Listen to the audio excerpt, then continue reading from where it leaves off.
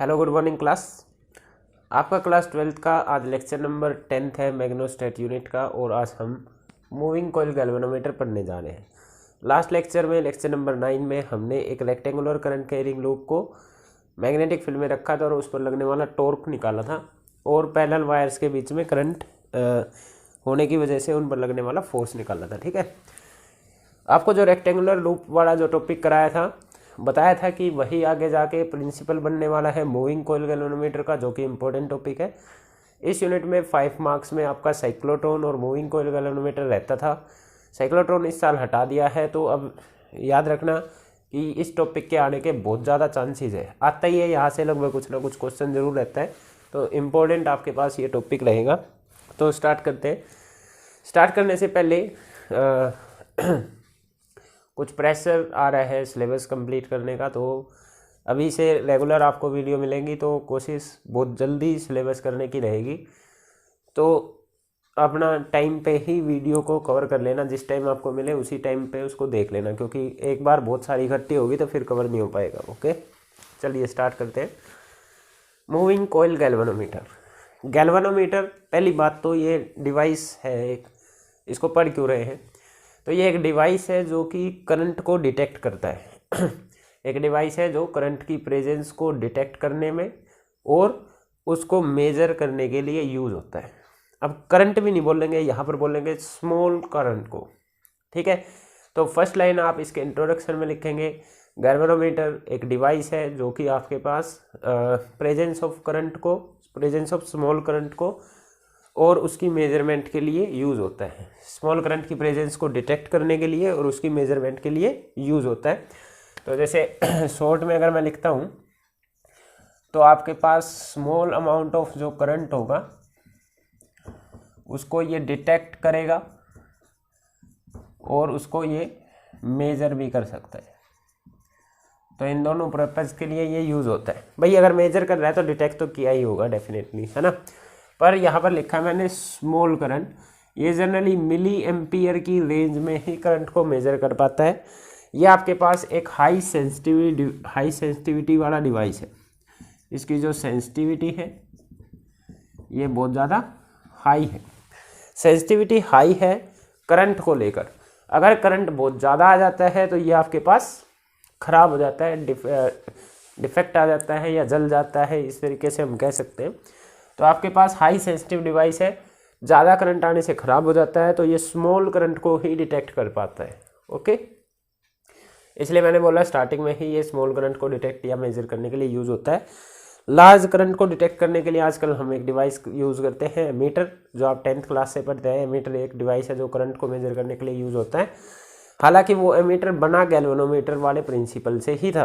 पहले गैल्वेनोमीटर आया था, गैल्वेनोमीटर के हेल्प से गैल्वेनोमीटर छोटे करंट डिटेक्ट करता था, तो लार्ज करंट को डिटेक्ट करने के लिए एमीटर आया और वो गैल्वेनोमीटर से ही बना है।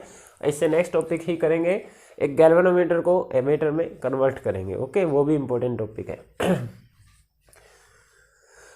तो ये आपके पास हाई सेंसिटिव डिवाइस है। तो पहले आप इंट्रोडक्शन में यही लिखेंगे, एक गैल्वेनोमीटर एक डिवाइस है, एक हाई सेंसिटिव डिवाइस है जो कि स्मॉल करंट की प्रेजेंस को डिटेक्ट करने और उसको मेजर करने के लिए यूज होता है। फिर आप इसके बाद नेक्स्ट में लिखेंगे कि इसका प्रिंसिपल क्या है, ये किस प्रिंसिपल पर वर्क करता है। ठीक है, प्रिंसिपल इसका क्या है? इसका प्रिंसिपल वही टॉपिक है जो हम लास्ट क्लास में किए हैं। लास्ट क्लास में हमने क्या देखा था, एक रेक्टेंगुलर करंट कैरिंग लूप को अगर आप मैग्नेटिक फील्ड में रखते हैं तो वो घूमने लग जाता है, उस पर टॉर्क एक्सपीरियंस करता है। ठीक है, तो आप इसमें प्रिंसिपल में इसी प्रिंसिपल पे ही वर्क करता है। इसमें आप ये लिखेंगे वही चीज़ लिखेंगे, when A rectangular coil is placed in magnetic field, when A rectangular, मैं पूरा नहीं लिख रहा, बस ऐसे बता रहा हूँ, when A rectangular current carrying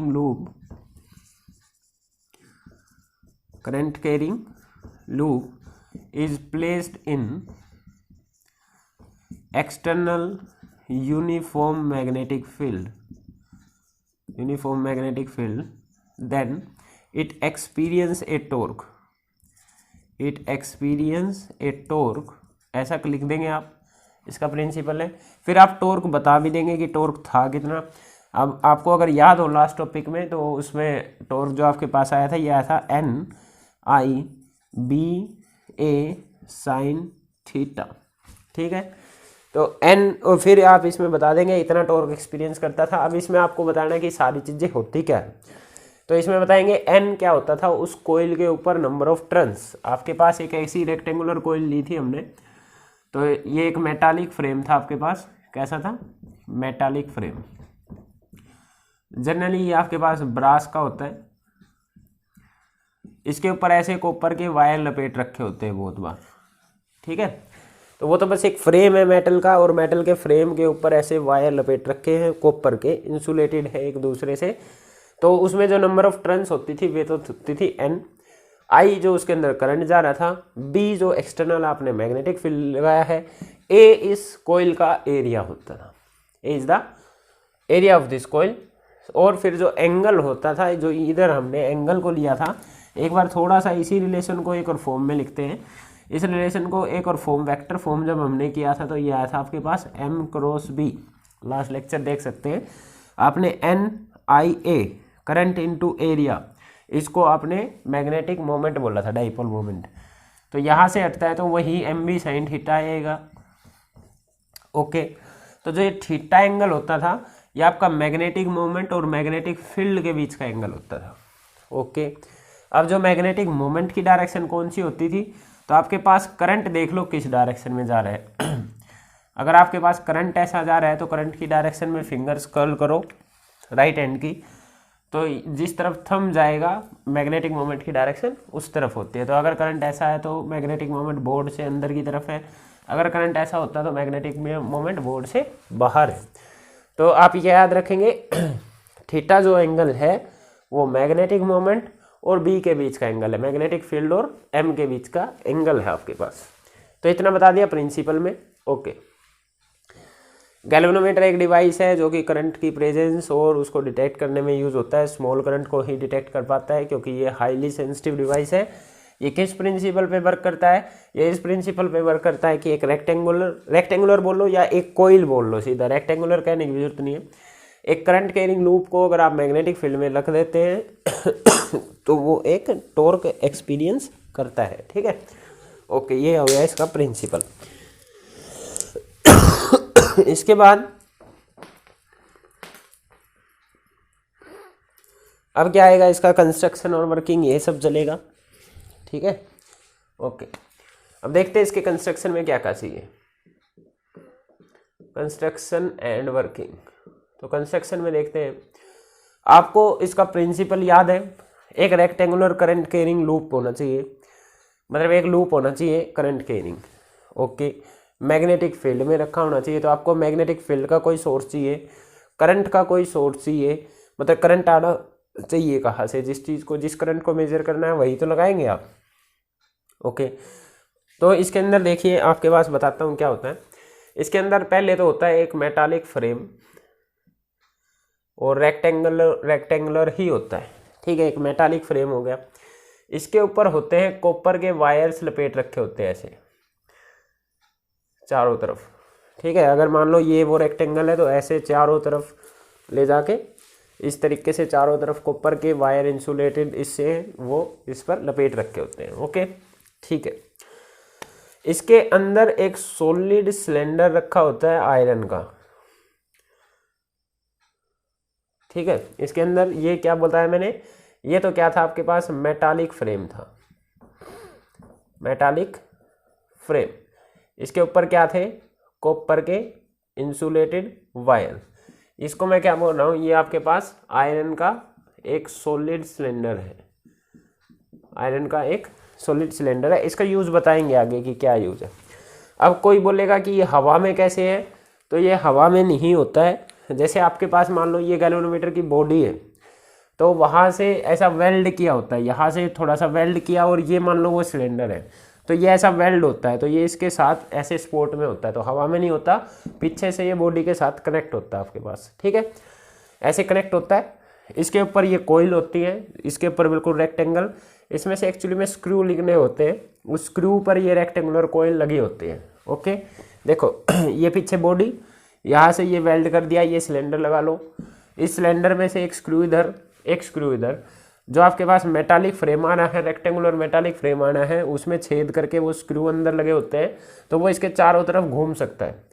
ठीक है, वो मेटालिक फ्रेम इधर भी जा सकता है, इधर भी जा सकता है, पर पूरा चक्कर नहीं काट सकता, क्योंकि पीछे से ये वेल्ड है, पीछे से ऐसे वेल्ड है, तो ये मेटालिक फ्रेम यहाँ से यहाँ जाके इधर टकरा जाएगा, इधर जाके इधर टकरा जाएगा, पूरा नहीं घूम सकता। ठीक है, और आप देखेंगे गैल्वेनोमीटर की जो सुई है वो भी पूरी नहीं घूम सकती है, आपके पास कुछ एंगल तक ही घूमती है करंट आपका। जैसे गैल्वेनोमीटर आपने लैब में देखा होगा तो इस तरीके का रहता है, तो सुई यहाँ से जनरली बस यहाँ तक जा सकती है, पूरा चक्कर नहीं काट सकती। वो इसलिए नहीं काट सकती क्योंकि ये पूरा घूमने ही नहीं देता है उसको। ओके, ठीक है, बात समझ में आई। तो ये जो सॉलिड मेटालिक सिलेंडर है ये आपके पास पीछे वेल्ड है, और इससे यहाँ पे स्क्रू निकल के इसके अंदर लगे होते हैं ऐसे, तो ये इसके उधर इधर जा सकता है, आपके पास ऐसा घूम सकता है। इतनी बात क्लियर हुई सभी को? ठीक है। इसको क्या रखा होता है, किस कहाँ पर रखा होता है, एक मैग्नेटिक फील्ड देना होगा ना इसको, तो मैग्नेट्स के बीच में रखना होगा। तो देखिए आप मैग्नेट्स जनरली क्या करते हैं, वैसे दिखा ऐसे दे देते हैं कि आपके पास ये नॉर्थ पोल है, एक तरफ आपके पास साउथ पोल है, ऐसा दिखा देते हैं, पर एक्चुअली में ये ऐसी मैग्नेट नहीं होती है, ये मैग्नेट होती है एक ही इस टाइप में। ठीक है, यू शेप टाइप की मैग्नेट होती है, और एक्चुअली में ये बिल्कुल सीधी भी नहीं होती है, इसको कनकेव शेप में रखते हैं। ऐसा बताएंगे कि कनकेव शेप में क्या क्यों होती है। तो जो आपके पास मैग्नेट है ये कनकेव शेप की होती है ऐसे। ठीक है, ये आपके पास इधर से कनकेव शेप की होती है, बाद में बनाऊंगा, बस अभी मैं आपको जनरल दे रहा हूँ कि क्या है। तो मैग्नेट्स की जो शेप है वो ऐसे कनकेव शेप की है। ठीक है, और ये एक्चुअली में यही आपस में आकर इधर मिली होती है। ठीक है, एक आपके पास नॉर्थ पोल बनता है, एक साउथ पोल बनता है, मैग्नेटिक फील्ड इधर से जाएगा इधर अंदर, बाहर नॉर्थ से साउथ, अंदर साउथ से नॉर्थ, इस तरीके का मैग्नेटिक फील्ड बनने वाला है। इसके अंदर वो कोयल वोयल सब रखा होता है, तो वो चीज़ें मैं दिखाऊंगा, अभी मैं सिर्फ बेसिक सा बता रहा हूँ अभी क्या है, फिर मैं एक बार में इसको लेके आऊँगा। तो आपके पास एक कनकेव शेप की मैग्नेट होती है, आपके पास एक सॉलिड आयरन सिलेंडर है, उसके ऊपर ये रेक्टेंगुलर लूप है, उसके ऊपर वायर लगे हुए हैं। ठीक है, इतनी बात समझ में आई। इसके बाद आपके पास जो ये नीचे वाला हिस्सा है यहाँ पर लगा होता है एक हेयर स्प्रिंग। यह क्या लगा है, हेयर स्प्रिंग। अच्छा ध्यान देना, ये वाला जो गैल्वेनोमीटर है, मूविंग कोयल गैल्वेनोमीटर, ये वो वाला गैल्वेनोमीटर नहीं है जो आप लैब के अंदर देखते हैं। ठीक है, जो आप जनरली अपनी स्कूल लैब के अंदर देखते हैं, वो छोटा सा इतना डब्बा सा, ये वो वाला गैल्वेनोमीटर नहीं है एक्चुअली में। ठीक है, ये गैल्वेनोमीटर पहले हुआ करता था शुरुआत में। उस टाइम पे आपके पास गैल्वेनोमीटर करंट वरंट डिटेक्ट तो करता था ये, पर ये थोड़ा सा कॉम्प्लिकेट सा होता था और बड़ा डिवाइस होता था, इतना छोटा डिवाइस नहीं होता था जितना आजकल दिख रहा है आपको। अच्छा, आजकल वालों में क्या होता है, एक सुई होती है जो करंट जितना भी आता है उस हिसाब से इधर उधर हिल जाती है। तो यहाँ पर आजकल वालों में वेटसन टाइप गैल्वेनोमीटर बोलते हैं आज वालों को। तो आपके पास वो इधर उधर घूम कर आपके पास क्या करती है, करंट बता देती है, इतना है इतना है इतना है। पहले उस सुई का यूज़ नहीं किया जाता था। ठीक है, आप सुई का इस्तेमाल नहीं करते थे, पहले हम लाइट रे का इस्तेमाल करते थे। हम क्या करते थे, एक लाइट रे एक मिरर पर डालकर एक स्क्रीन पे डाले रहते थे, उस स्क्रीन पर वो पड़ती रहती थी, तो उसको मान लेते थे इनिशियल कंडीशन में 0 वैल्यू, करंट की 0 वैल्यू है। फिर हम क्या करते थे, इस मैग्नेटिक फील्ड में एक करंट कैरिंग लूप को रखा तो वो घूमने लगता है। जब ये घूमता है तो इसके साथ हम उस मिरर को कनेक्ट कर देते हैं, वो मिरर भी घूमता है। तो मिरर घूमता है तो उस पर पड़ने वाली लाइट रे का एंगल चेंज होएगा, तो एंगल ऑफ इंसिडेंट चेंज होता है, तो angle of reflection accordingly change होएगा। तो स्क्रीन पर जहाँ पर 0 था वहाँ से कुछ ना कुछ हिलेगी, आपके पास लाइट रे अपनी पोजीशन चेंज करेगी। आप उस एंगल को मेजर करके एक्चुअली में करंट मेजर करते थे। ठीक है, तो ये मूविंग कॉइल गैल्वेनोमीटर ये पुराने टाइम का डिवाइस है जिसमें आप लाइट रे का यूज़ करते थे करंट को डिटेक्ट करने के लिए, मतलब करंट की मेजरमेंट के लिए। ओके, पर फिर बाद में जाके हमने उस बड़े कॉम्प्लिकेटेड से प्रॉब्लम को, इतनी ज़्यादा मैनुअल कैलकुलेशंस को हटा के हमने क्या किया, गैल्वेनोमीटर को एक कॉम्पैक्ट फॉर्म में, एक छोटी फॉर्म में ले आए, जो आजकल आप लैब के अंदर देखते हैं, एक छोटा सा डब्बा जिसके अंदर सुई वगैरह लगी होती है, तो आपको लाइट रे की यूज़ नहीं करना पड़ता है। ठीक है, तो पहले पर उसका प्रिंसिपल सेम है। जो आज वाला डिवाइस आया है मूविंग कॉइल गैल्वेनोमीटर का ही जो प्रिंसिपल है, जो वर्किंग है, सब कुछ इसके अंदर भी वही होती है, इसलिए पढ़ा है इस वाले को जाता है, पर एक्चुअली में जो हम यूज़ करते हैं वो दूसरे वाला है। ठीक है, उसके अंदर सुई लगी रहती है, इसके अंदर सुई वगैरह नहीं है। और राइट, इतनी बात क्लियर हुई। चलो देखते हैं इसमें और क्या क्या चीज़ें लगी होंगी। तो ये इसके बाद क्या होता है, जो ये मेटालिक फ्रेम होता है ये आपके पास लटका होता है एक फॉस्फर ब्रोंज की वायर से या स्ट्रिप से बोल सकते हो। फॉस्फर, स्पेलिंग देख लेना भाई, फॉस्फर ब्रोंज की स्ट्रिप से। तो एक फॉस्फर ब्रोंज की स्ट्रिप बोल लो या फॉस्फर ब्रोंज का वायर बोल लो, उससे यहाँ से लटका हुआ होता है। ठीक है, ऊपर जैसे एक इस तरीके का स्पोर्ट है, यहाँ से एक स्ट्रिप आई या वायर आया, उससे नीचे कोईल लटकी हुई है।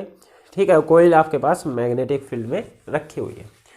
जो ये आपके पास जो ये स्पोर्ट है इसको बोलते हैं टोर्जन हेड, इसको बोलते हैं टोर्जन हेड। ठीक है, इसको बोलते हैं टोर्जन हेड। इसके बीच में कहीं पर वो होता है मिरर, यहाँ कहीं पे ये क्या है, मिरर, जिस पर एक लाइट रे टकराएगी। अगर ये कोयल घूमती है तो इसके साथ साथ ये भी घूमेगी, स्ट्रिप घूमेगी तो मिरर भी घूमेगा, मिरर घूमेगा तो लाइट रे का एंगल आपके पास चेंज होगा।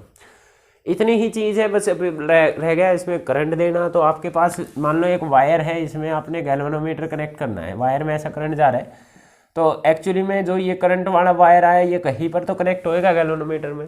तो वो करंट वाला जो वायर आता है वो जनरली टोर्जन हेड से कनेक्ट होता है। तो यहाँ से करंट आता है, टोर्जन हेड से गया स्ट्रिप में, गया स्ट्रिप से जाके कोईल में घूमा क्लॉकवाइज या एंटी क्लॉकवाइज, कोईल में घूमने के बाद लास्ट में आगे इधर स्प्रिंग से निकलता है, स्प्रिंग से जाके फिर ये सर्किट में आगे चला जाता है। तो यहाँ पर जनरली वो हेयर स्प्रिंग है,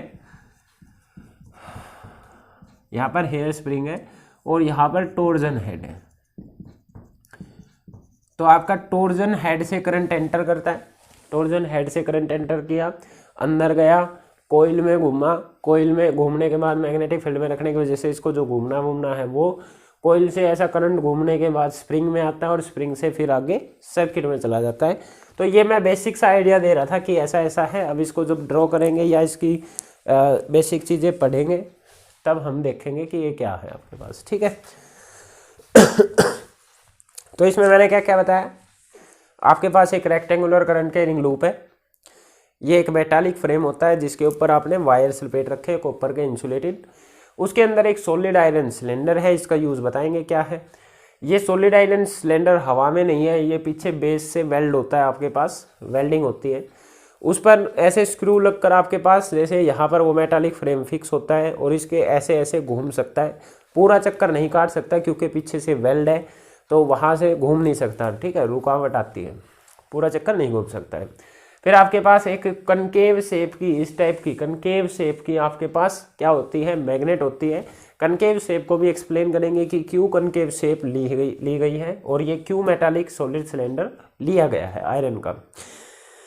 ऑलराइट, इसके बाद फिर आपके पास यहाँ पर एक फॉस्फर ब्रोंज के वायर से ये मेटालिक फ्रेम लटका होता है हवा में, मतलब बीच में लटका होता है। ये जो स्ट्रिप है ऊपर जाके टोर्जन हेड से के स्पोर्ट्स में बंधी होती है। इस स्ट्रिप के ऊपर एक मिरर लगा रहता है जिसपे आपने एक लाइट रे डालनी है। ऑलराइट, और नीचे एक हेयर स्प्रिंग होता है, हेयर स्प्रिंग का बड़ा इंपॉर्टेंट रोल है इसमें, उसको भी देखेंगे क्या रोल है। और करंट जो आता है आपके पास पहले आपका टोर्जन हेड में जाता है, टोर्जन हेड से घूम फिर के आपके पास लास्ट में स्प्रिंग से होके बाकी दोबारा से सर्किट में चला जाता है। तो ये आपके पास इसकी कंस्ट्रक्शन में रहेगा। अब आपको जनरली बस इन्हीं के बारे में बताना है कि इसके अंदर होता क्या क्या है। तो मैंने सारी चीज़ें बता दी हैं। अब बस हम इनका रोल पढ़ने जा रहे हैं कि क्या क्या रोल है आपके पास, ये कनकेव शेप ही क्यों लिया या ये सॉलिड आयरन सिलेंडर क्यों लिया, इन सब के बारे में, और किस तरीके से इसके अंदर टॉर्क आएगा और करंट किस तरीके से मेजर करेंगे, ये चीज़ें बतानी है। ठीक है, ओके। डायग्राम इसका कॉम्प्लिकेट सा होता है तो आप बुक से देख के बना लेना, मेरी तो ड्राइंग ख़राब है ना, मेरी तो ड्राइंग ऐसी ही है। चलो देखते हैं एक बार। मैं इसका अपर व्यू दिखा रहा हूँ कि ऊपर से कैसा दिख रहा होगा ये। ठीक है, अभी जैसे जैसे दिखाया था मैंने, ये आपका साइड व्यू दिखाया था, मैं अपर व्यू दिखा रहा हूँ। तो आपके पास मैंने बताया कि इस तरीके का कनकेव शेप आपके पास क्या है, मैग्नेट से। इनके बीच में मैंने इतना गैप दिखा दिया, एक्चुअली में गैप दिखता ही नहीं है वहाँ पे, बिल्कुल पास पास होते हैं। ठीक है। तो ये एक पोल नॉर्थ पोल बनता है, एक साउथ पोल, ये एक्चुअली में एक ही मैग्नेट के हैं, ये यहाँ से आगे जुड़े होते हैं आपके पास, छोटा सा ऐसा जुड़ा होता है, एक ही मैग्नेट का होता है ये आपके पास, तो अलग अलग का मत समझना। अगर मैं अपर व्यू देखता हूँ तो ये आपके पास एक सॉलिड सिलेंडर था आयरन, इसके ऊपर ऐसे लूप ऐसे लगे हुए हैं, ये एक सॉलिड सिलेंडर है, इसके ऊपर एक रेक्टेंगुलर लूप है, रेक्टेंगुलर लूप की लेंथ या ब्रेथ बोल लो ये है, फिर ये नीचे गया होगा, फिर ऐसे गया होगा, फिर ऐसे होगा, तो एक रेक्टेंगुलर लूप समझ में आ रहा है इस पर। तो अगर मैं इसको ऊपर दिखता हूँ तो मेरे को बस ये गोल दिखेगा और इसके ऊपर ऐसी लाइनिंग दिखेगी, ठीक है, अपर व्यू बना रहा हूँ ना भाई। तो आपके पास कैसे होगा, जैसे मान लो ये है, तो ये है आपके पास, इसका बीच में रेक्टेंगुलर लूप लगा लो और उसके ऊपर से गया हुआ मान लो, अगर मैं इसको खोल के बीच में रख देता हूँ तो ये ऊपर से ऐसा रेक्टेंगुलर लूप इधर इधर इधर ऐसे गया होगा, है ना। तो अगर मैं ऊपर से देखता हूँ तो इसका तो मेरे को गोल दिखेगा और इसके ऊपर से ये लाइन नहीं जाती दिखेगी मेरे को, है ना। तो मैं अगर इसको अपर व्यू में इधर बनाता हूँ तो मेरे को उस सॉलिड सिलेंडर का जो ऊपर वाला हिस्सा है जो कि एक सर्कल होता है ये दिखेगा, और इसके ऊपर से जैसे भी रेक्टेंगल होगा उसके वायर जाते दिखेंगे, ठीक है, इस तरीके से ऊपर के वायर इस तरीके से, ये नीचे जाके फिर पीछे घूम रहे होंगे, फिर ऐसे आए होंगे, तो वो पूरा रेक्टेंगल बन रहा होगा। तो ये मैंने बस जस्ट इसका अपर व्यू बनाया है, ऑल राइट, ठीक है। अब ये क्वेश्चन आता है कि आपके पास ये कनकेव शेप की क्यों बनाई और इसके अंदर एक सॉलिड आयरन सिलेंडर क्यों रखा। तो एक बड़ा इंपॉर्टेंट क्वेश्चन है और ये किया जाता है आपके पास रेडियल मैग्नेटिक फील्ड बनाने के लिए। किस लिए किया जाता है, रेडियल मैग्नेटिक फील्ड बनाने के लिए।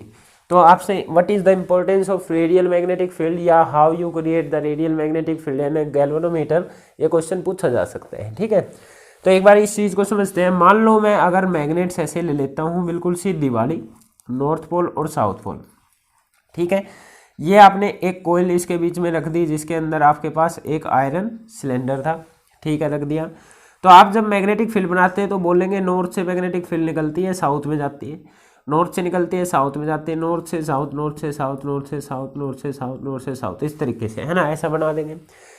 तो यहाँ पर देखिए अगर मान लो 100 लाइनें चली हैं तो 1 2 3 4 5 6 7 7 लाइनें चली है, तो 7 में से 4 तो बाहर से ही चलेगी, ओनली 3 ही इस मैग्नेट के अंदर से गई है, इस लूप के अंदर से गई है, ठीक है। तो 7 में से आपके पास 4 तो खराब चलेगी, बस 3 ही आपके पास इसके अंदर से गई है। तो आपने टॉर्क का फॉर्मूला भी यहाँ बताया था कि जितना ज़्यादा मैग्नेटिक फील्ड होगा टॉर्क उतना ही ज़्यादा प्रोड्यूस होएगा। तो भाई आप मैग्नेटिक फील्ड को वेस्ट क्यों करेंगे, आप मैग्नेटिक फील्ड को ज़्यादा से ज़्यादा रखें टॉर्क को ज़्यादा रखने के लिए। यहाँ पर आप क्या देख रहे हैं कि मैग्नेटिक फील्ड ज़्यादा से ज़्यादा वेस्ट हो रहा है आपके पास, है ना, कुछ बाहर से जा रहा है इस तरीके से, इस लूप में से नहीं जा रहा है। तो आपका मेन मकसद क्या है कि ज़्यादा से ज़्यादा मैग्नेटिक फील्ड आपका लूप के अंदर से जाए, क्योंकि आपको टॉर्क ज़्यादा प्रोड्यूस करेंगे, टॉर्क जितना ज़्यादा प्रोड्यूस होएगा ये उतना ही ज़्यादा घूमेगा, उतना ज़्यादा घूमेगा तो आपके पास उतना ही ज़्यादा आप करंट मेजर कर पाएंगे, जितना ज़्यादा ये घूमेगा उतना ही ज़्यादा करंट आप मेजर कर पाएंगे।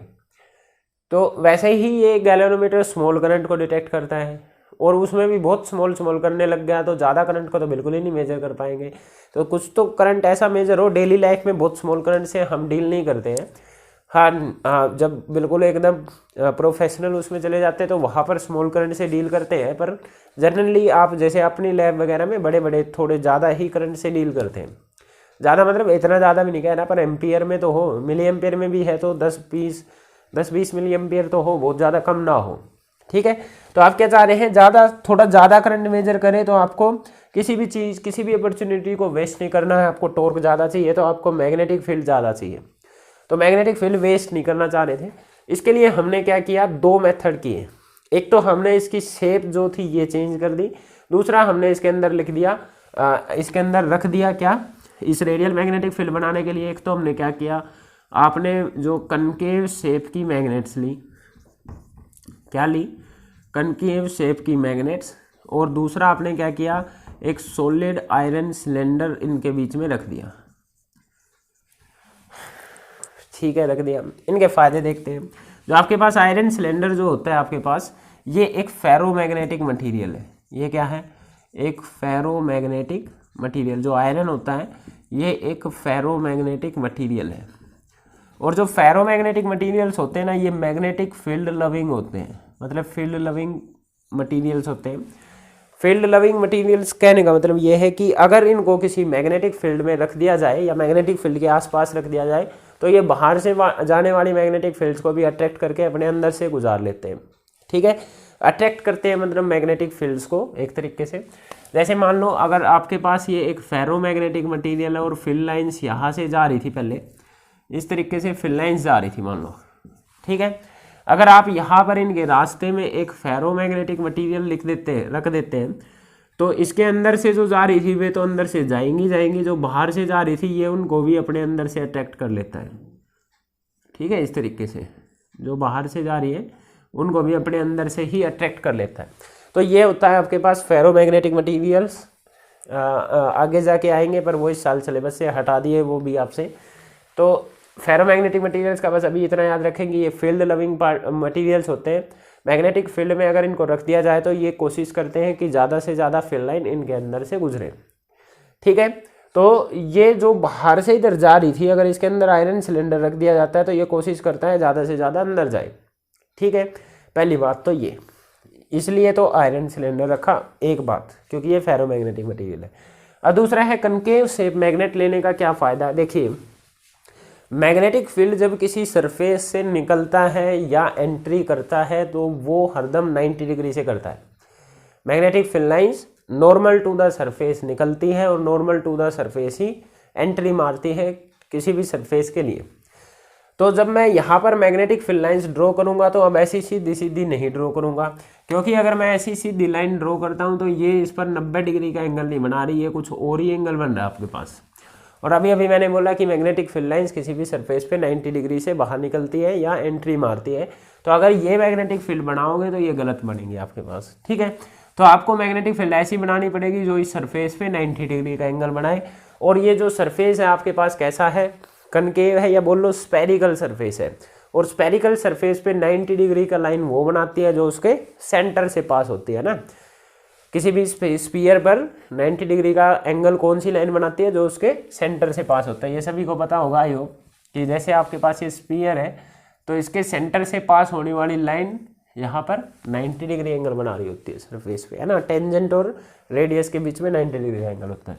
तो इस पर ये 90 ना होकर वो लाइन जो इसके सेंटर की तरफ जा रही होगी वो 90 बनेगी। ठीक है, तो ये जो सेंटर की तरफ लाइन आ रही है ये एक्चुअली में 90 बनेगी।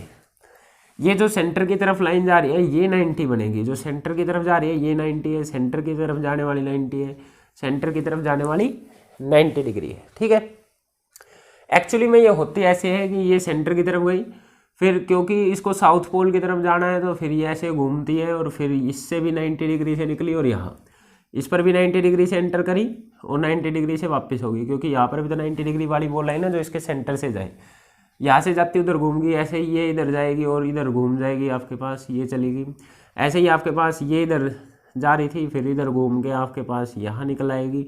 ऐसे ये जा रही थी तो इधर घूम के यहाँ निकल आई, ये इधर जा रही थी तो इधर घूम के यहाँ निकल आई। एक्चुअली में मैग्नेटिक फील्ड लाइन ऐसी बनने वाली है। ठीक है, और ये बीच में आपके पास कोयल है जो घूम सकती है। जो ये है आपके पास ये वो रेक्टेंगुलर कोयल का ऊपर हिस्सा दिख रहा है जिसमें वायर जा रहे हैं बहुत सारे, तो ये घूम सकती है, इधर उधर घूम सकती है आपके पास। ठीक है, बात समझ में आई इतनी? ऑलराइट। इसमें जो अंदर वाली लाइन है ये तो सिलेंडर के अंदर है तो ये दिखाने की जरूरत नहीं है, मैंने जस्ट अभी आपको दिखा दिया। तो एक बार इसको बना लो और मैं इसको रब कर रहा हूँ। ठीक है, ये अंदर वाली दिखती नहीं है आपके, मतलब दिखती तो कोई सी भी नहीं है, पर अंदर वाली को ड्रॉ कैसे करेंगे, है ना। तो एक्चुअली में ऐसी फील्ड लाइन है कि यहाँ से एंटर करी यहाँ निकल रही है, यहाँ से एंटर करी, हर एक की ऐसे दिख रही है आपको, है ना। पर ये एक्चुअली में कर्व होके गई है आपकी सारी की सारी, क्लोज लूप बनाना है। ठीक है, इतना हो गया रेडियल फील्ड। अब इसको क्यों बोल रहे हैं, क्योंकि सारा का सारा मैग्नेटिक फील्ड एक सेंटर की तरफ जा रहा है। इसको अगर मैं पूरा सर्कल मान लूँ तो सर्कल के सेंटर की तरफ, तो सेंटर से हर एक लाइन को जोड़ूँ तो मैं ये एक रेडियस बन रही है। जैसे मान लो अगर मैं इसको पूरा सर्कल बनाऊँ, वैसे तो थोड़ा सा यहाँ से कट है, पूरा सर्कल बनाऊँ तो ये इसका सेंटर है। यहाँ पर मैग्नेटिक फील्ड दिख रही है आपको, यहाँ पर दिख रही है, यहाँ पर दिख रही है, यहाँ पर दिख रही है, यहाँ पर दिख रही है, ऐसे मैग्नेटिक फील्ड दिख रही है। तो ये सारी लाइनें क्या है, रेडियस है ना। तो एक्चुअली में रेडियस की डायरेक्शन में आपके पास मैग्नेटिक फील्ड बन रहा है, इसलिए इसको रेडियल मैग्नेटिक फील्ड बोल रहे हैं। अब ये बताओ, मैंने इनको आपको कर्ल करके क्यों दिखाया था ऐसा, क्योंकि मैग्नेटिक फील्ड लाइंस, दो मैग्नेटिक फील्ड लाइंस कभी भी क्रॉस नहीं करती है। तो अगर मैं इनको यहाँ से कर्ल ना करके ऐसा ही बना देता तो इससे आपको ऐसा दिख रहा है, ये लाइन इधर एंटर करी यहाँ निकल गई होगी, ये लाइन इधर एंटर करी यहाँ निकल गई होगी, ये तो क्रॉस कर गई, ये भी क्रॉस कर गई, ये भी क्रॉस कर गई, तो क्रॉस नहीं होती है मैग्नेटिक फील्ड लाइंस। इसलिए मैंने अंदर वाली भी बना के दिखाई है आपको कि ऐसे ऐसे कर्ल करती है, ठीक है, क्रॉस नहीं होती है। ये वाली इधर उधर नहीं गई है, ये घूम के इधर निकल के आई है, ठीक है। तो इस तरीके से कोई एक आधी फील्ड लाइंस अगर बाहर भी जा रही होगी तो वो सॉलिड आयरन सिलेंडर ने अपने अंदर खींच ली होगी, ठीक है, क्योंकि ये आपके पास फेरोमैग्नेटिक मटेरियल है। दूसरा, आपने कनकेव शेप की मैग्नेट ली तो उससे भी रेडियल मैग्नेटिक फील्ड बन रहा है। तो रेडियल मैग्नेटिक फील्ड बनाने के लिए, रेडियल मैग्नेटिक फील्ड क्या है, जो रेडियस के अलोंग एक्ट कर रहा है, और ये बनाने के लिए आपने दो चीज़ें यूज करी, कनकेव शेप की मैग्नेट और आयरन सिलेंडर जो कॉइल के बीच में रखा हुआ है। अब पूछते हैं कि रेडियल मैग्नेटिक फील्ड का फायदा क्या है। तो सारी मैग्नेटिक फील्ड लाइंस आपकी कॉइल के अंदर से जा रही है, और आपके पास मैग्नेटिक फील्ड ज़्यादा होगा तो टॉर्क ज़्यादा होगा। और एक और फायदा है, एक फायदा तो गिनाया आपके पास कि सारी की सारी मैग्नेटिक फील्ड इस कॉइल के अंदर से जा रही है, मैग्नेटिक फील्ड ज़्यादा तो आप टॉर्क ज़्यादा प्रोड्यूस कर सकते हैं। एक फ़ायदा तो ये है, पर जो मेन फ़ायदा है वो देखते हैं। मेन फ़ायदा समझते हैं कि आपने बोला कि जो टॉर्क होता था आपके पास वो होता था mb sin थीटा। एक्चुअली में तो यही था फॉर्मूला, mb sin थीटा, ठीक है, यही फॉर्मूला था। जो थीटा एंगल था ये किस किस के बीच में था, ये m और b के बीच का एंगल था, है ना। जो थीटा एंगल था, this was the angle between magnetic moment and magnetic field. और मैग्नेटिक मोमेंट की डायरेक्शन शुरुआत में ही बता चुका हूँ, फिंगर्स कर्ल करेंगे मैं करंट की डायरेक्शन में, और जिस तरफ भी आपके पास थंब आएगा वो आपके पास किसकी डायरेक्शन देगा, मैग्नेटिक मोमेंट की। ऑल राइट, अब फायदा देखते हैं रेडियल मैग्नेटिक फील्ड का। अभी ये कॉइल ऐसे है, ठीक है, ये कॉइल एक्चुअली में कैसी रही होगी, ये मेरे को ये गोला दिख रहा है तो मैं इसको अपर व्यू बनाया हुआ, तो ये ऐसे रही होगी। ये एक सिलेंडर है ऐसा, मैं अभी इसको ऐसा पकड़ रहा हूँ तो मेरे को ये वाला हिस्सा ये दिख रहा है, मेरे को ये वाला गोल हिस्सा दिख रहा है, ये दिख रहा है। इस पर वायर लपेट रखे, ऐसे गए वायर, इधर घूम के आए, वायर गए ऐसे घूम के, यहाँ से वायर गया पीछे गया, यहाँ से घूम के आया इधर गया, तो यहाँ से वायर गया इधर घूम के आया, इस तरीके से वायर लिपटे हुए हैं। तो ये वायर की पट्टी सी मैंने ये दिखाई हुई है, ये पीछे तो घूमी हुई है, ठीक है।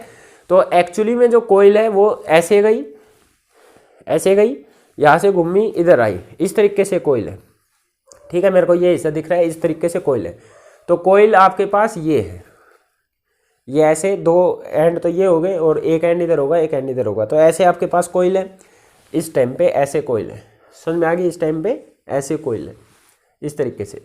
तो इसमें करंट चाहे क्लॉकवाइज जाए चाहे एंटी क्लॉकवाइज जाए, तो आप मैग्नेटिक मोमेंट की डायरेक्शन बताओ मेरे को क्या होगी। तो देखते हैं, इसमें मान लो आपके पास करंट ऐसा जा रहा है, करंट यहाँ से ऐसा गया, यहाँ से इधर गया, फिर पीछे घुमा, फिर इधर आया, करंट यहाँ से ऐसा गया, इधर गया, फिर इधर गया, फिर इधर गया, तो करंट आपके पास ऐसा ही है ना।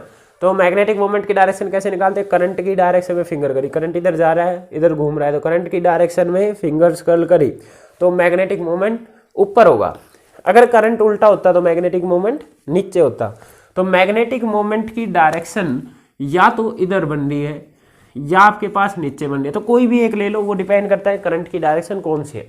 तो सपोज करो मैं ऊपर वाली ले रहा हूँ, ठीक है, आपने ले ली मैग्नेटिक मोमेंट की डायरेक्शन वो वाली, ठीक है। तो इस टाइम पे जब कोइल इस पोजीशन में है तो मैग्नेटिक मोमेंट जस्ट ऐसा ऊपर है, और आपने इस टाइम पे ये वाली मैग्नेटिक फील्ड, बाकी तो इसके बाहर से जा रही है, ये वाली इधर घूमगी, ये वाली इधर घूमगी, ये वाली इधर घूमगी, ये वाली इधर घूमगी, only this magnetic field is entering from this. यहाँ पे एक नहीं होगी, बहुत सारी होंगी ये भी, पर कुछ ये बस ये वाली मैग्नेटिक फील्ड लाइंस इस कोइल के अंदर से जा रही है। और अगर मैं इसको देखूँ तो ये मैग्नेटिक फील्ड इधर, मैग्नेटिक मोमेंट इधर, तो एंगल कितना बन रहा है 90 डिग्री का। तो आपके पास यहाँ पे चेक, यहाँ पे बनाऊँ अगर मैं, तो मैग्नेटिक मोमेंट इधर, मैग्नेटिक फील्ड इधर, एंगल कितना 90 डिग्री। साइन 90 रखूँगा तो टॉर्क कितना आएगा मैक्सिमम, साइन 90 रखूँगा तो टॉर्क आएगा मैक्सिमम, ठीक है। इस टॉर्क की वजह से ये घूमने लग गई, वो तो सीख के आए हैं पिछले वाले लेक्चर में ही कि टॉर्क लगेगा तो घूमेगी, वो तो सभी को पता है, टॉर्क लगता है तो घूमता है। अब ये कोइल ऐसे थी, इसके ऊपर रेक्टेंगल ऐसा था, अब ये कोइल घूमती है, भाई इसके ऊपर कैसे घूम सकती है, इधर इधर जा सकती है आपके पास, है ना। तो ये घूम के कोई भी पोजीशन ले सकती है। मान लो इसने ले ली ये पोजीशन, घूमने के बाद इसने ले ली ये पोजीशन, ठीक है। अब ये पोजीशन ले ली तो इसका मैग्नेटिक मोमेंट दूसरे वाले केस में किधर चला जाएगा, पिछले वाले को उतार लेना, पोज करके पीछे जाके उतार लेना। तो अब इसका मैग्नेटिक मोमेंट इधर चला जाएगा, इधर चला जाएगा। तो अब की बार ये वाली मैग्नेटिक फील्ड इसकी लाइन में आ गई, तो ये मैग्नेटिक फील्ड और इसके बीच में फिर 90 डिग्री एंगल बन गया, फिर से 90 बन गया, तो फिर से टॉर्क मैक्सिमम हो गया।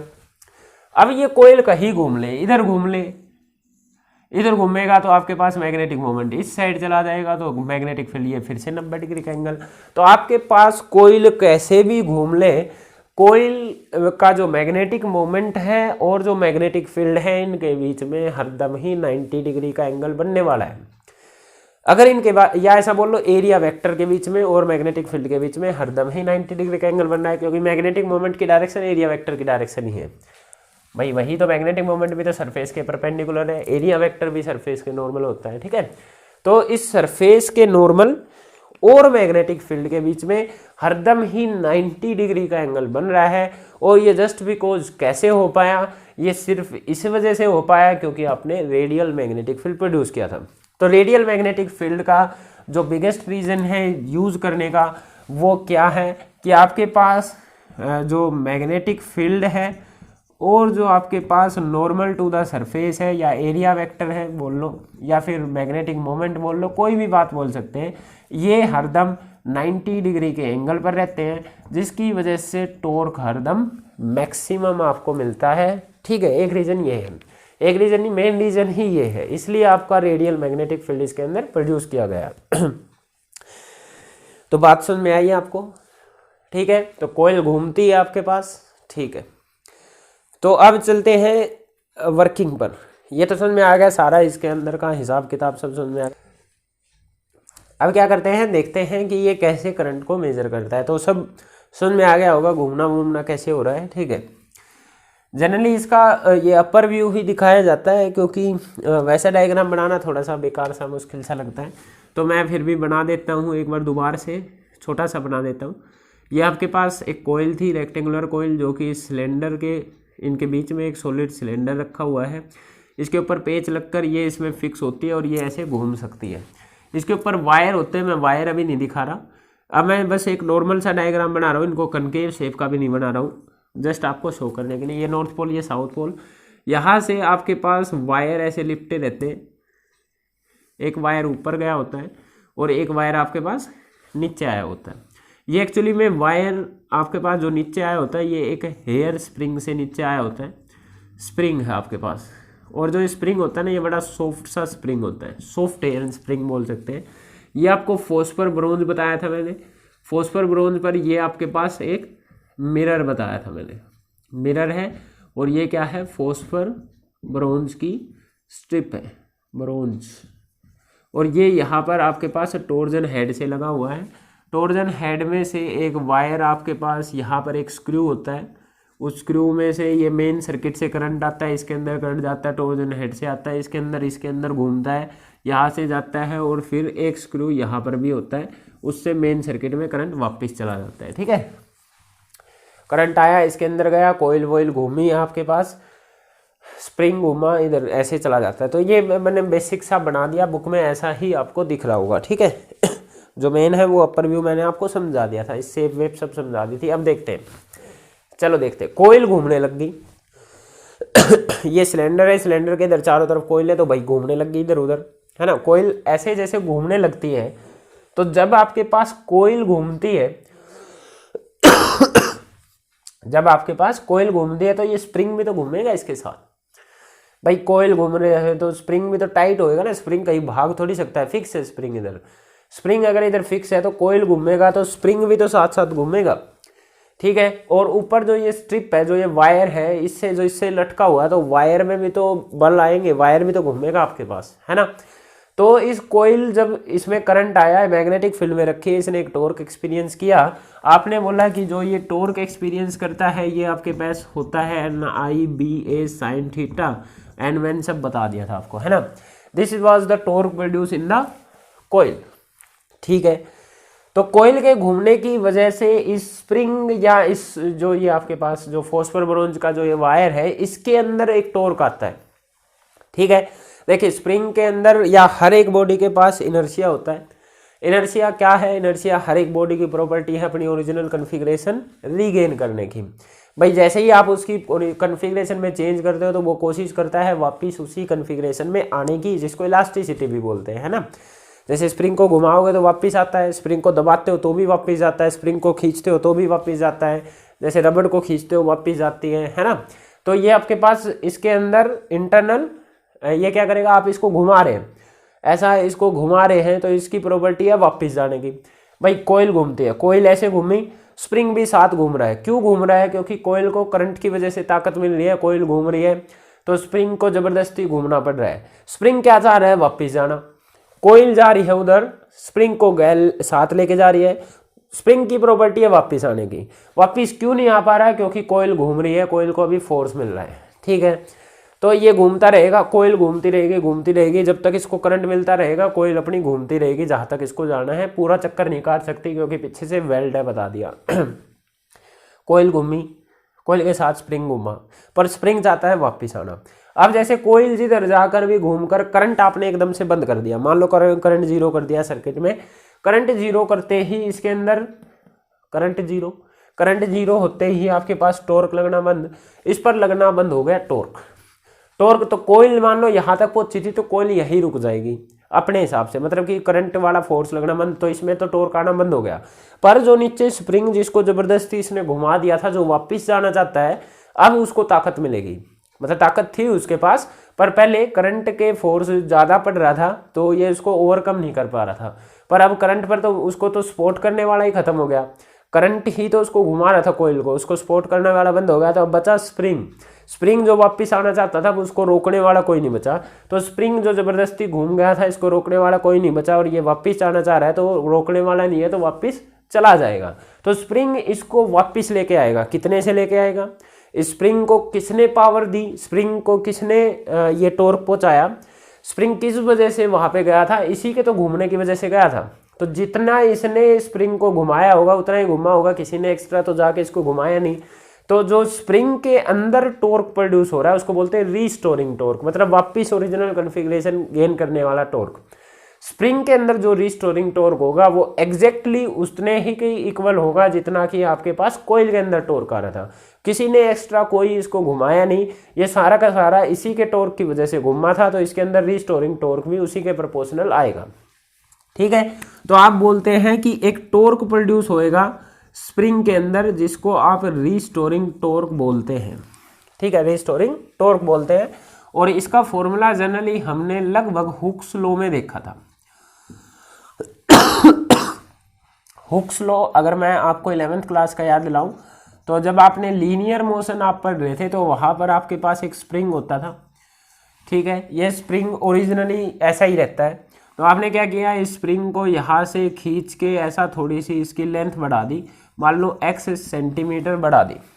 ठीक है, तो जैसे ही आपने स्प्रिंग को खींच के इधर लेके गए और गए, स्प्रिंग को लेकर इधर खींच के लेके गए, तो स्प्रिंग को छोड़ते तो ये वापस जाता है। तो स्प्रिंग पर हरदम एक उल्टी डायरेक्शन, मतलब ये अपना वापस ओरिजिनली कॉन्फ़िगरेशन गेन करना चाह रहा है, तो इसको बोलते हैं रीस्टोरिंग फोर्स आ रहा है स्प्रिंग के अंदर। तो जो ये स्प्रिंग के अंदर रीस्टोरिंग फोर्स आता है ये डायरेक्टली प्रोपोर्शनल होता है इस डिस्प्लेसमेंट के। प्रोपोर्शनलिटी का साइन हटता है तो यहाँ पर एक कांस्टेंट आता था जिसको आप बोलते थे स्प्रिंग कांस्टेंट, और ये स्प्रिंग की प्रॉपर्टी होती है, ये स्प्रिंग के मटेरियल वगैरह पे डिपेंड करता है। इसको बोल दिया जाता था हुक्स लॉ कि रीस्टोरिंग फोर्स डिस्प्लेसमेंट के डायरेक्टली प्रोपोर्शनल है। अगर यहाँ पर अब आपके पास रोटेशन की बात हो रही है ना कि लीनियर मोशन की, तो इसी को जब आप रोटेशन मोशन में पढ़ते थे हुक्स लॉ को ही, तो रोटेशन मोशन में फोर्स को बोलते हैं टॉर्क, रीस्टोरिंग टॉर्क। ये बराबर होता है एंगुलर डिस्प्लेसमेंट, यहाँ पर लीनियर डिस्प्लेसमेंट थी वहाँ पर एंगुलर डिस्प्लेसमेंट होती है, और जो यहाँ पर कांस्टेंट आता है इसको स्टिफनेस कांस्टेंट बोलते हैं जनरली।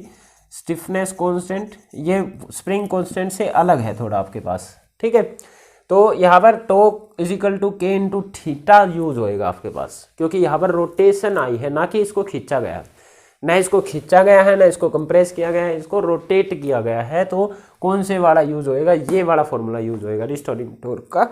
तो स्प्रिंग के अंदर एक रिस्टोरिंग टॉर्क आया जिसका फॉर्मूला आता है के इंटू थीटा।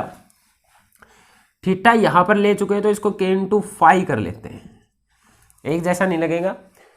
यहाँ पे भी थीटा लिख दिया, यहाँ पे भी थीटा लिख दिया तो दोनों ऐसे कोई समझेगा एक ही चीज़ है, नहीं। यहाँ पर फाई क्या है, जो स्प्रिंग के अंदर एंगुलर डिस्प्लेसमेंट आई है। फाई इज द एंगुलर, यहाँ फाई लिख लेते हैं, phi is the angular displacement produce in the spring, ठीक है।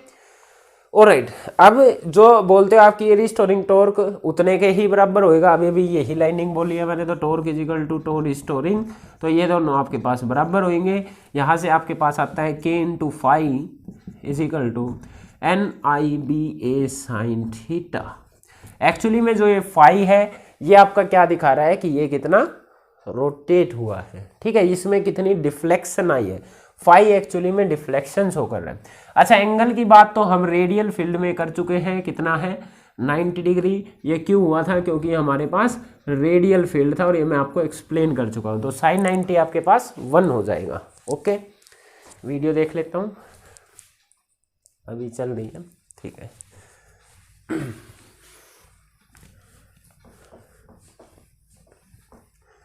साइन 91 हो गया, तो यहाँ से आपके पास K phi is equal to N I B A बचेगा। यहाँ से मैं करंट निकालता हूँ, तो करंट आपके पास आएगा के by N B A into में फाई। अगर मैं इन सब को चेक करता हूँ तो स्टिफनेस कांस्टेंट स्प्रिंग की प्रॉपर्टी है, स्प्रिंग आपका सेम एक बार लगा के छोड़ दिया तो वही रहेगा, जो कि एक कांस्टेंट क्वांटिटी है। एन नंबर ऑफ टर्न्स है, इसके अंदर फिक्स होती है कितनी नंबर ऑफ टर्न्स बार, कितनी बार आपने कॉपर वायर लपेट रखा है। मैग्नेटिक फील्ड, क्योंकि मैग्नेट आपने फिक्स कर दी, फील्ड कांस्टेंट है। एरिया ऑफ द लूप, इसको भी बार बार कोई चेंज नहीं करता, तो ये सारी चीज़ एक कांस्टेंट है। इसी को गैल्वेनोमीटर कांस्टेंट बोलते हैं और जी से डिनोट करते हैं, वेयर जी इज के अपॉन एन बी ए। यहाँ से जी एक कांस्टेंट है तो इसको हटा के मैं प्रोपोर्शनलिटी का साइन बना सकता हूँ, तो आई जी इज प्रोपोर्शनल टू फाई, ये आ गया। फाई क्या था, डिफ्लेक्शन प्रोड्यूस, फाई क्या था, डिफ्लेक्शन प्रोड्यूस, और आई क्या है आपके पास, करंट, ठीक है, जो उसके अंदर फ्लो कर रहा है। तो आप जो करंट इसके अंदर जाएगा, इसके अंदर कौन सा करंट जा रहा था, जो बाहर सर्किट में आपने मेजर करना था वही तो करंट जा रहा था। वो करंट डायरेक्टली डिपेंड कर रहा है जो इस कोइल के अंदर डिफ्लेक्शन प्रोड्यूस होगी। तो जो करंट है आपके पास डिफ्लेक्शन प्रोड्यूस पर डायरेक्टली डिपेंड कर रहा है, तो क्यों ना हम डिफ्लेक्शन को ही मेजर कर ले। डिफ्लेक्शन मेजर हो गई तो उसमें जी की वैल्यू और थोड़ी सी लगाएंगे, तो जी इंटू डिफ्लेक्शन लिखी आपने तो करंट आ जाएगा आपके पास, है ना। तो आप इस तरीके से करंट को मेजर करते हैं, इसमें आई डिफ्लेक्शन को मेजर करके, ठीक है। इस तरीके से गैल्वेनोमीटर करंट को मेजर आपका कर सकता है, ये आपके पास फॉर्मूला है, ठीक है। यहाँ से मैं एक बार इस फॉर्मूले को थोड़ा सा अलग सा लिख लेता हूँ। आई जो होता है आपके पास, ये था आपके पास के upon N B A into में फाई, इसका यूज़ करेंगे अभी नेक्स्ट 2 पार्ट्स में। मेरे ख्याल से स्पेस फिल हो गया तो एक बार देख लेता हूँ। ये हमारे पास 2.3 GB, चलो देख लेता हूँ एक बार, जल्दी से ख़त्म कराता हूँ, स्पेस आने वाला है, कभी सेव ही ना हो।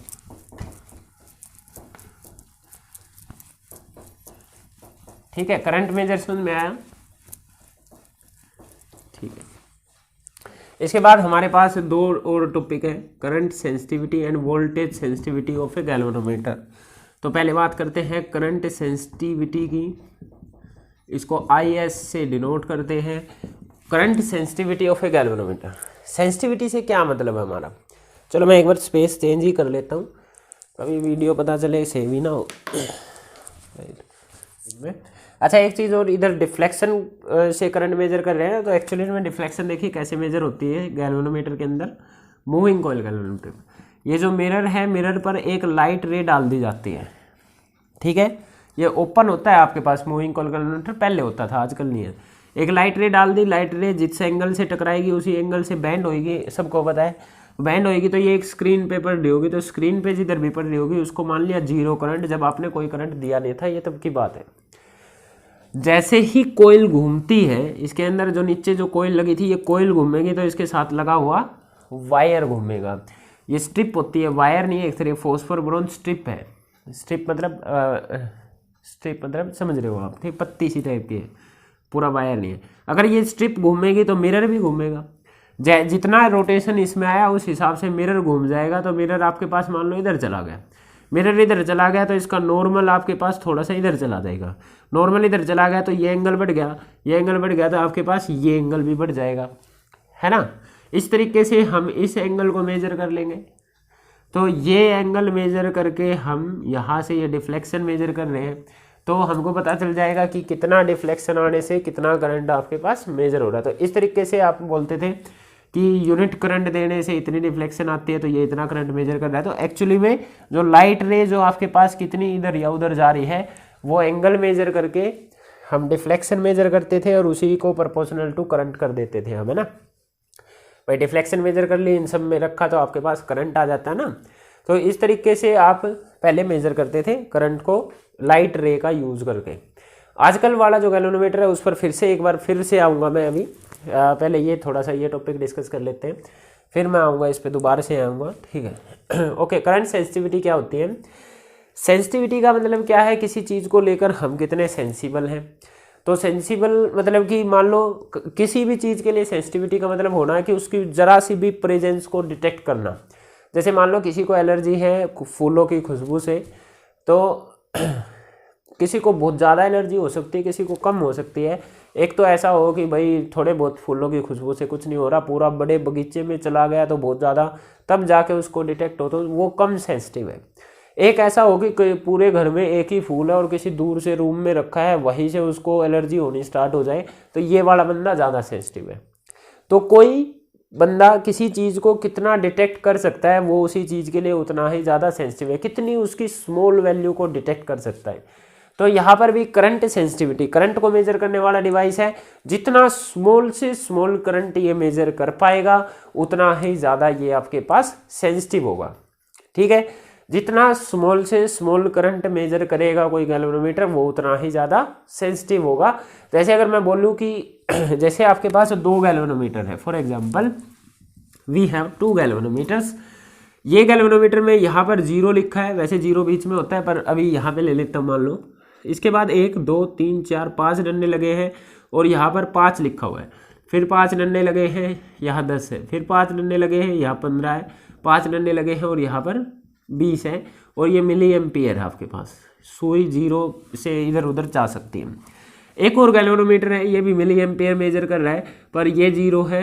1 2 3 4 5 लिखने के बाद 1 लिखा हुआ है, फिर 5 लिखने के बाद 2 लिखा हुआ है, 5 लिखने के बाद 3, 5 लिखने के बाद 4, 5 लिखने के बाद 5, इस तरीके से लिखा हुआ है, ठीक है, ऐसे लिखा हुआ है। अब बताओ कि मेरे को कौन कम से कम करंट मेजर कर सकता है। तो आप चेक करेंगे तो देखिए आपके पास इसमें 1 डिफ्लेक्शन आई तो कितना करंट मेजर हुआ बता सकते हैं? आप बोलते हैं कि इसमें 5 डंडे या 5 डिवीजन जाती है तो ये 5 मिली एम्पियर करंट मेजर करता है। क्या बोलते हैं आप? 5 डिवीजन जो है आपके पास 5 मिली एम्पियर करंट मेजर करता है। भाई 5 पे सुई चलेगी तो 5 मिली एम्पियर करंट हो गया ना, जितने पे सुई गई उतना ही करंट हो गया। तो 1 डिवीजन कितना बता रही है? 1 डिवीजन 5/5 मतलब कि 1 मिली एम्पियर को मेजर करना है। तो हर डिवीजन 1 मिली एम्पियर की है, ये इससे कम करंट मेजर कर ही नहीं सकता। सुई एक बार 0 से जस्ट अगले वाले डंडे पे जाती है तो 1 मिली एम्पियर करंट हो गया, ठीक है। ये कितना करंट मेजर कर सकता है? 1 मिली एम्पियर। अगर 1 मिली एम्पियर से कम करंट आ गया तो इसको डिटेक्ट नहीं कर सकता, 1 मिली एम्पियर से कम वाले को डिटेक्ट नहीं कर सकता। Now let's check this one. आपके पास 0 है, 0 से 1, 0 से जस्ट नेक्स्ट वाले पे जाता है तो क्या होता है देखते हैं। यहाँ पर भी 5 ही डिवीजन है और 5 डिवीजन यहाँ पर मेजर कर रहे हैं 1 मिली एम्पियर। ये वाला जो 5 आता है तो यहाँ पर 1 लिखा हुआ है। 5 डिवीजन मिल गए 1 मिली एम्पियर मेजर कर रहा है, तो इसकी 1 डिवीजन जो है ये आपके पास 1/5 मिली एम्पियर मेजर करेंगे। एंड 1/5 वी ऑल नो 0.2 0.2 ही हो गया आपके पास, है ना। ओके, ये 0.2 मिली एम्पियर, इसका एक डंडा 0.2 मिली एम्पियर, इससे कम करंट मेजर कर रहा है। तो अगर 0.2 मिली एम्पियर भी आ गया तो ये उसको डिटेक्ट कर लेगा, 0.3 को भी करेगा, 4 को भी करेगा, 0.1 को नहीं कर पाएगा। तो कौन कम करंट मेजर कर रहा है? ये वाला। तो जो जितना ज़्यादा स्मॉल करंट को मेजर कर पाता है उसको आप क्या बोलते हैं? ज़्यादा सेंसिटिव। तो आप बोलेंगे इसकी सेंसिटिविटी हाई है in comparison to this one, ठीक है। तो कौन ज़्यादा सेंसिटिव है? जो ज़्यादा स्मॉल करंट को मेजर कर सकता है।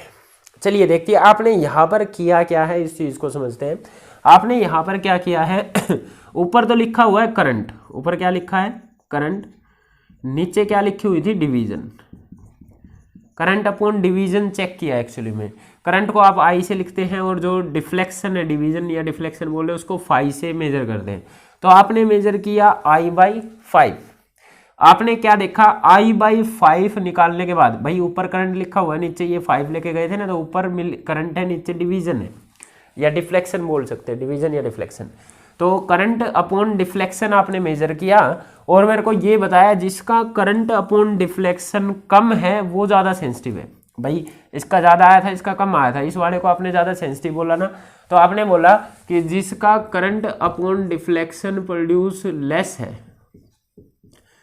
है वो आपके पास ज़्यादा सेंसिटिव है, मोर सेंसिटिव है। या मैं इसको उल्टा बोल सकता हूँ, सीधा सीधा, ये लेस वेस का केस ही नहीं बनेगा। अगर मैं इसको डिफ्लेक्शन अपॉन करंट कर देता हूँ, इसको उल्टा कर देता हूँ, तो जिसका इसको उल्टा मेजर करूँ तो जिसका ज़्यादा वही ज़्यादा सेंसिटिव है ना। अगर मैं इधर डिवीजन ऊपर ले लेता, 5 नीचे ले लेता, तो यहाँ पर क्या आता आपके पास 5/5 1 आ जाता। यहाँ इनको उल्टा करता तो ये 5/1 आता, जैसे 1/5 लिया ना, 5/1 आता, तो ये 5 है, ये ज़्यादा, तो जिसका ज़्यादा वही ज़्यादा सेंसिटिव हो जाता। तो जिसका 5/i ज़्यादा वो ज़्यादा सेंसिटिव। तो इसी को हम बोलते हैं करंट सेंसिटिविटी को मेजर करने का तरीका। तो करंट सेंसिटिविटी एक्चुअली में क्या होती है, deflection produce on giving unit current, ठीक है। तो करंट सेंसिटिविटी एक्चुअली में क्या होती है, it is the deflection produce in A galvanometer on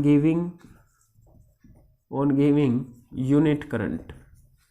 unit current देने पे जो डिफ्लेक्शन प्रोड्यूस हुई है उसी को बोलते हैं इसकी करंट सेंसिटिविटी, ठीक है। इसको मैं यहां पर शो कर देता हूं।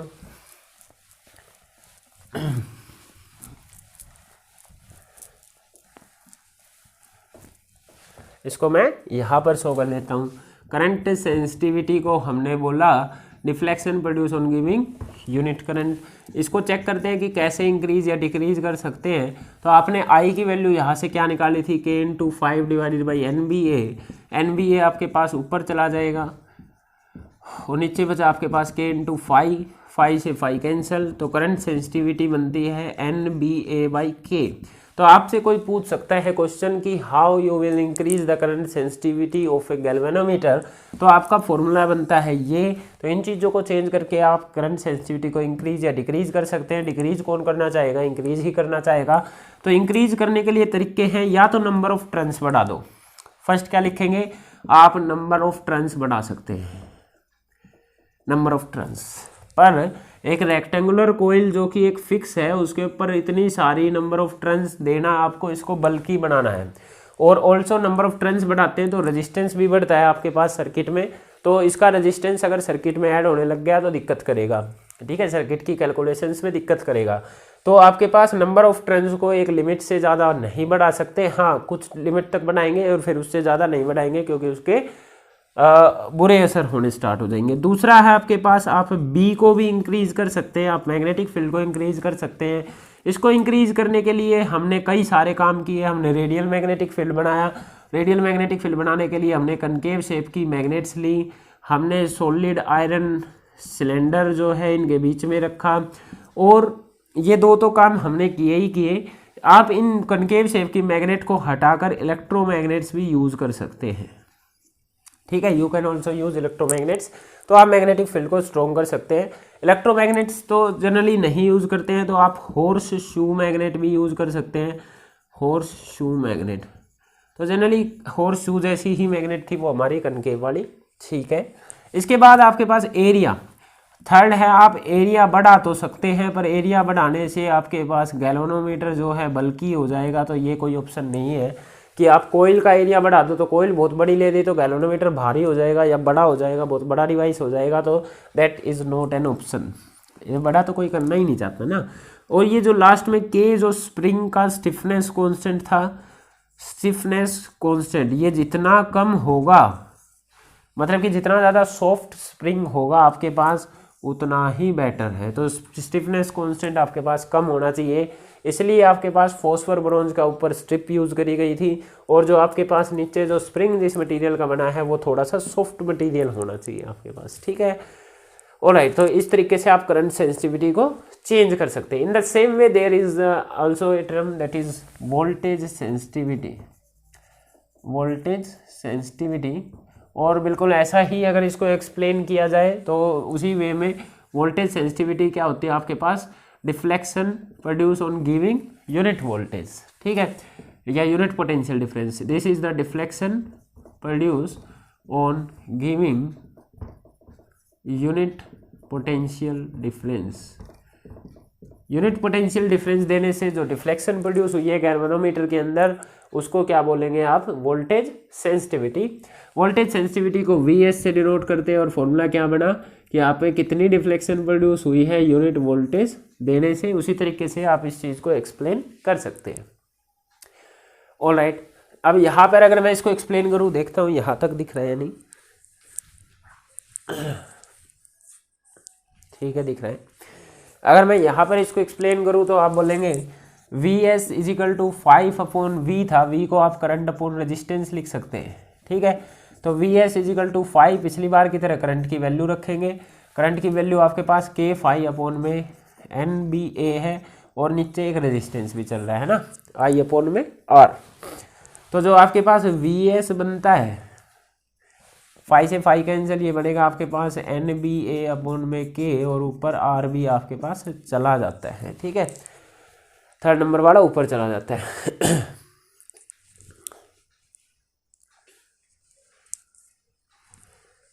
Sorry, V is equal to IR होता है, तो आप V को लिखेंगे, sorry V is equal to IR होता है ना, तो R यहाँ रहेगा, R ऊपर रहेगा भाई। V is equal to IR होता है ओम्स लॉ से, तो R ऊपर रहेगा, यहाँ ऊपर रहेगा तो मतलब यहाँ नीचे रहेगा, ठीक है, ये आ गया। तो आप फिर बोलेंगे वोल्टेज सेंसिटिविटी कैसे बढ़ा सकते हैं, तो आपके पास देखिए ऑप्शन क्या है, फिर से वही ऑप्शन आपको दिख रहे हैं कि आप n को बढ़ा सकते हैं, तो पर अब की बार ये भी कोई ऑप्शन नहीं है। आप नंबर ऑफ टर्न्स को बढ़ाएंगे। नंबर ऑफ टर्न्स को बढ़ाने का मतलब है आप वायर्स ज़्यादा लपेट रहे हैं। वायर ज़्यादा लपेटे तो जो कोइल है उसका जो रेजिस्टेंस होता है, आपको पता है कि रेजिस्टेंस जो है लेंथ के डायरेक्टली प्रोपोर्शनल होता है। अगर लेंथ बढ़ती है तो रेजिस्टेंस बढ़ता है, तो कोइल का रेजिस्टेंस बढ़ जाएगा। तो आपने वायर बढ़ाया, वायर की लेंथ बढ़ने से आपके पास रेजिस्टेंस बढ़ जाता है, तो रेजिस्टेंस बढ़ गया तो वोल्टेज सेंसिटिविटी ऑटोमेटिकली आपके पास डिक्रीज हो जाएगी, तो कोई फायदा ही नहीं है। तो n को बढ़ाने का कोई ऑप्शन नहीं है वोल्टेज सेंसिटिविटी बढ़ाने के लिए। एरिया भी आप बढ़ा नहीं सकते हैं ज़्यादा, क्योंकि एरिया बढ़ाना आपको बल्कि बनाता है गैल्वेनोमीटर को। तो आपके पास यहाँ पर भी दो ही ऑप्शन है कि मैग्नेटिक फील्ड बढ़ाओ और K को घटाओ, जैसा उधर दो ऑप्शन थे। इन दो ऑप्शन से ही आप वोल्टेज सेंसिटिविटी बढ़ा सकते हैं। n को बढ़ाकर आप वोल्टेज सेंसिटिविटी चेंज नहीं कर सकते, क्योंकि n को बढ़ाने से रेजिस्टेंस भी आपका साथ साथ बढ़ जाता है। This was the voltage sensitivity, ठीक है। ओके, ये थी आपके पास वोल्टेज सेंसिटिविटी। अब मैं बात करता हूँ थोड़ा सा जो आजकल के गैल्वेनोमीटर आते हैं, इस तरीके से हम सेंसिटिविटी चेंज कर सकते हैं। आजकल के गैल्वेनोमीटर में देखिए क्या रहता है, एक फ्रेम होता है आपके पास ऐसा, जैसे मेटालिक फ्रेम था अभी जो मैंने बताया, ये एक मेटालिक फ्रेम है। मेटालिक फ्रेम में यहाँ पर थोड़ा सा छेद कर दिया, जैसे अभी पीछे बताया था। इसके अंदर ये आपके पास सॉलिड सिलेंडर है। सॉलिड सिलेंडर पीछे बेस से फिक्स है। सॉलिड सिलेंडर से यहाँ ये कील सी लग के आपके पास ये पेच जो है इसके अंदर फिक्स है, ताकि ये इधर उधर घूम सके। पूरा चक्कर काट नहीं सकती, क्योंकि पीछे इसके आपके पास फिक्स है, ये आपके पास वेल्डेड है, ठीक है। इसके बाद आपके पास इसके ऊपर आपके कॉपर के वायर्स तो लिपटे ही रहते हैं, वो बात तो आपके पास क्लियर है ही। नीचे एक आपके पास हेयर स्प्रिंग होता था, एक स्प्रिंग यहाँ पर भी होता है, एक स्प्रिंग यहाँ पर भी होता है, और वो स्प्रिंग जो आपके पास है एक सुई के अंदर फिक्स रहता है। मतलब कि स्प्रिंग के बाद आपके पास सुई कैसे बनाऊं भाई, तो इस तरीके से एक सुई है जो इसके ऊपर फिक्स रहती है। यहाँ पर वही सब आपके पास मैग्नेट्स है, नॉर्थ साउथ, और कुछ इसके अंदर पंगा नहीं है आपके पास, है ना। यहाँ पर फिर से वही आपके पास वो वायर गया होता है, वायर अपना हेड वेड जो भी है, इधर उधर करंट जाएगा, वो सब रहता है। तो ये बस जस्ट इसमें क्या हुआ है, एक स्प्रिंग और लग के एक सुई और होती है। तो जैसे ही आपके पास कोइल घूमती है, अब की बार मिरर वाला काम हट गया है। जैसे आपके पास कोयल घूमेगा, इसके अंदर रिस्टोरिंग टॉर्क आएगा, कोयल के साथ साथ आपके पास ऊपर वाला भी स्प्रिंग घूमेगा और सुई भी आपके पास मूव करेगी। तो आपके पास यहाँ पर एक स्केल बना, मतलब एक डब्बा सा बना दिया जाता है ऐसा, ये जनरली ऊपर वाला दिखाया नहीं जाता है, एक डब्बा सा ऐसा बना दिया, डब्बे में बीच में बिल्कुल जीरो होती है, इधर 1 2 3 4 5 ऐसे रीडिंग बनी होती है, इधर भी रीडिंग बनी होती है।